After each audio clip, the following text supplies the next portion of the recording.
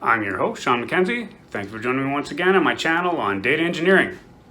In this episode, we go back to our Microsoft Access playlist, and we're going to talk about string aggregates. Now, string aggregates is a topic that I've covered in other episodes for other databases, and Microsoft Access does not have this feature, but you can make string aggregates in Microsoft Access by doing a little bit of programming. Now, string aggregates are very handy because they allow you to take values from many rows and aggregate those into a delimited list in one field in your query. For example, say you had a list of cars or a table of cars in your inventory and you wanted to be able to select a single car and show all of the available colors for that car. Let's get to it. Okay guys, so we've got our database here which I've created called str_agg, and I've got a table of cars in here. It has 170,000 rows, and it's basically just a list of cars, sort of random, that were taken from a data set from Kaggle. And what I've done is I've taken the paint colors and the drive and the transmission cylinders and manufacturer, and what it allows us to do is it allows us to demonstrate this so we can see there's a color here. We've got, all the different types on here, and we can use the same function for more than one field, and I'm going to demonstrate that by the end here. But each of these ID numbers here, that's an individual vehicle, and so this allows us to demonstrate a real-world scenario where we might be showing a vehicle from our inventory to a customer, and they might ask the question, what other colors or what other engine configurations does this car come in? And so we're going to take a look at that. So on our ribbon there, what I did was I went to the create ribbon and I created a module, and I'm going to save this module eventually here as our string aggregate module, and I'm going to make a function inside of our module called string aggregate, which is str_aggr there, and we're going to make this function so that we can pass in some data into it as arguments so that we can have a very flexible function. So this function is going to return a string every time we call it.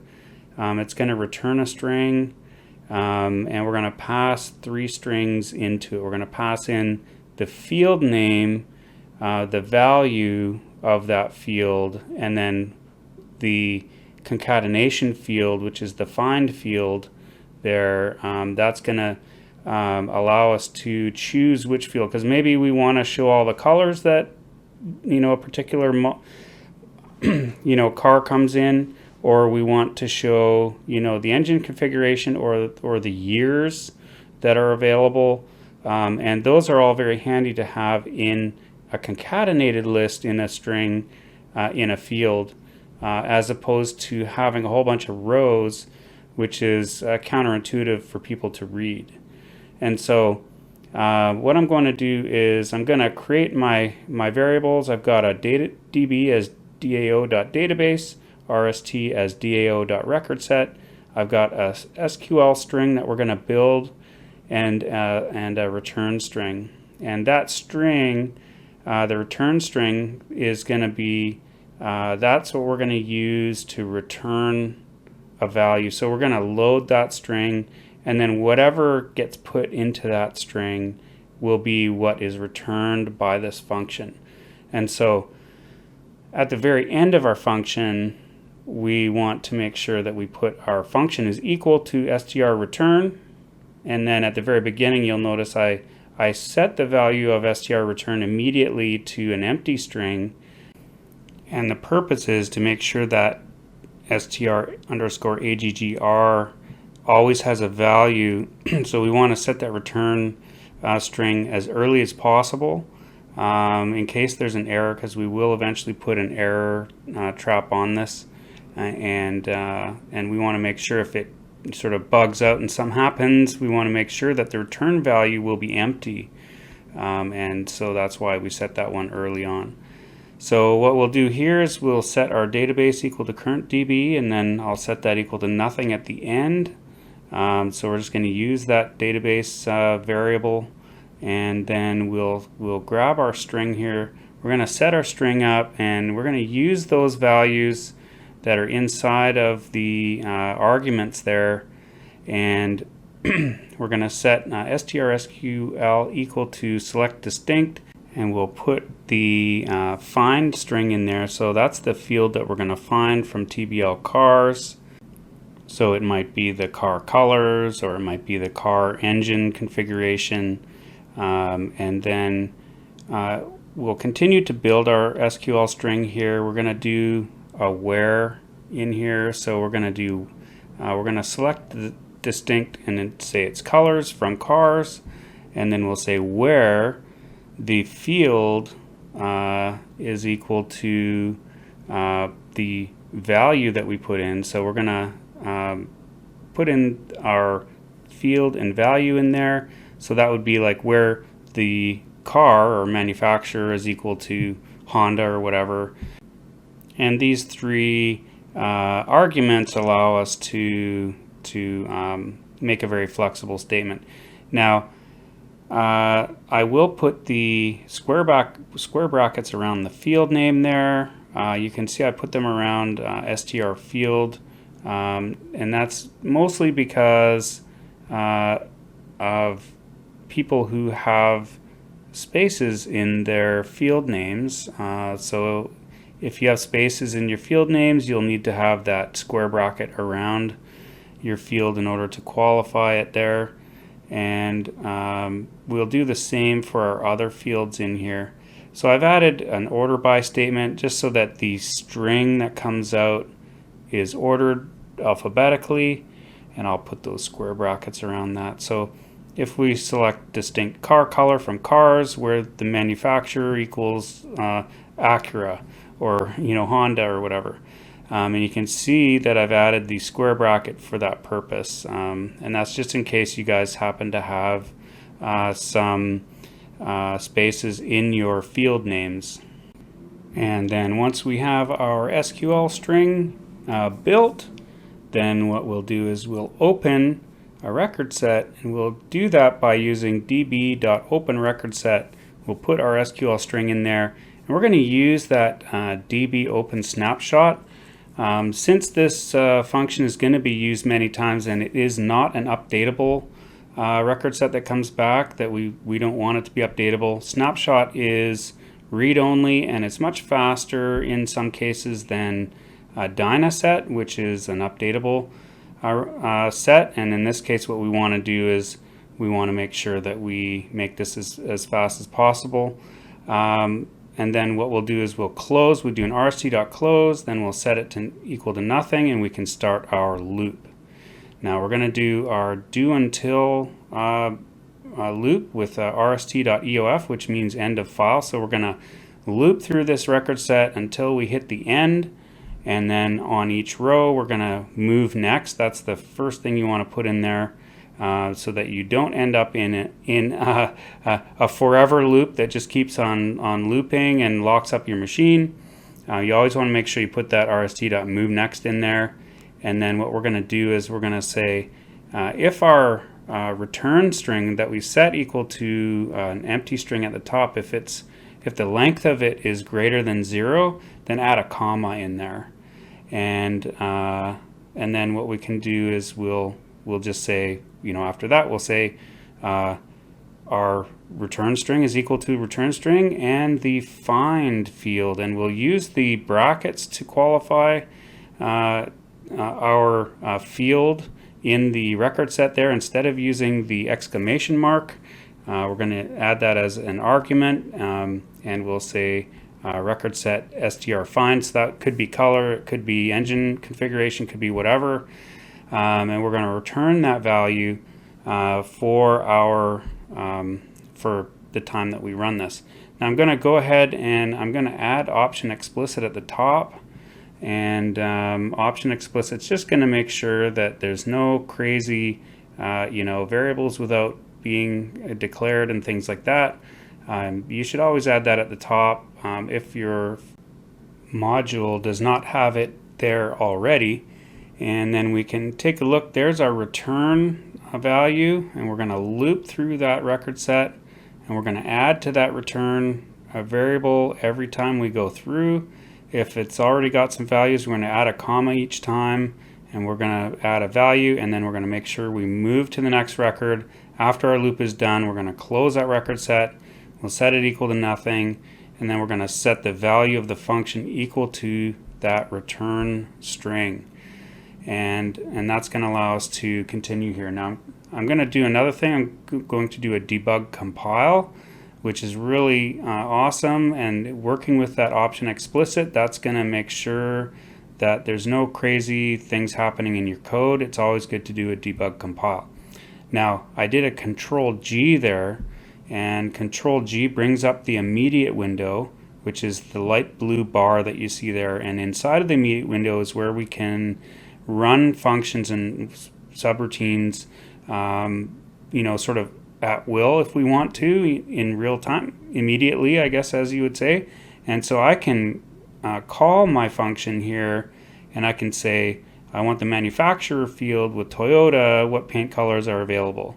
And if I put in Honda, what paint colors are available. So the list is a little bit different. It's almost the same between the two, so it looks like the car colors are pretty much all the same because there's a lot of cars in this data set.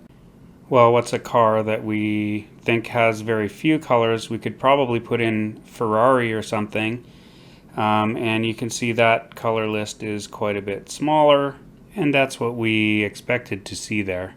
Now we could actually change our inputs here if we wanted to. We're using manufacturer right now, but we could change the find field. We could say, well, what cylinders are available? And so then that changes how our data looks. And so you can see there's 12 cylinders, 4 cylinders, 8 cylinders for Ferrari. And if I change that to Toyota for cylinders, you can see, there's a 3-cylinder, 4-cylinder, 6-cylinder, 8-cylinder, and other. If I put Honda in there, Honda's got a 10-cylinder. There must be, maybe there was an error in the data entry, but you can sort of see that's if we were using cylinders. But we can also change and look at, the drive for a particular vehicle or any other kind of data point that we want to find that delimited list for. That's something that we now can use in our database. And so if I create a new query, I can go ahead and create a query. I'll just I'll close that pop-up there, and I'm gonna just drag our car table onto the query design now. So now what we can do is we can add a couple of fields. We can add the ID, I don't know, maybe the year, and manufacturer, and I can add some more fields, and I can add the paint color of this car, which has an ID of whatever, because we've grabbed the ID. But now I can also show what are all the available colors for that particular vehicle. Now this is a very simplified data set. I only have one car for each car maker here. So if it's a Honda, it's a Honda. If it's a Ford, it's a Ford. But you get the idea. So if I put in manufacturer, then I can put that in. I'm going to put that in quotes there because we're going to look for the manufacturer field, and we're going to call that by string. But you'll notice I'm going to put in the manufacturer value for that row. I'm going to do that by putting square brackets around the second argument, and then I'm going to put paint color as our target field. And so note what I did there. We're passing in 3 strings. The first and last string are static, but the one in the middle there, manufacturing, that's actually going to grab the value from the row because that's the one that's going to change every time. So it'll be Honda or Acura or Chevy or whatever. And so we can save that query. I'll go ahead and save that, and I'll flip it over to data sheet view, and we can take a look. Now I think because this data set has such a large number of vehicles in it, the number of colors is going to be very similar between many of the types here. If I scroll down, maybe if I try to find another type here, maybe I'll jump. I did a Control F there, and I'm just going to jump to Ferrari because I know theirs was there. Yeah, theirs was quite a bit smaller. So there's some custom. It looks like there's a custom color in there, but there's different lists for each type. If I look at Honda here, it's the white is the last one, but if I look at something else, yeah, yellow's the last one. So these are distinct lists for each car, and so the color list is there, and you can choose from that color list, or you can put it into a report or data cleaning or whatever, however you want to use that, and that's very handy. We could change it if I go to the create ribbon and create a query. Maybe I want to find the available years for this car that we have in our inventory, our imaginary inventory here.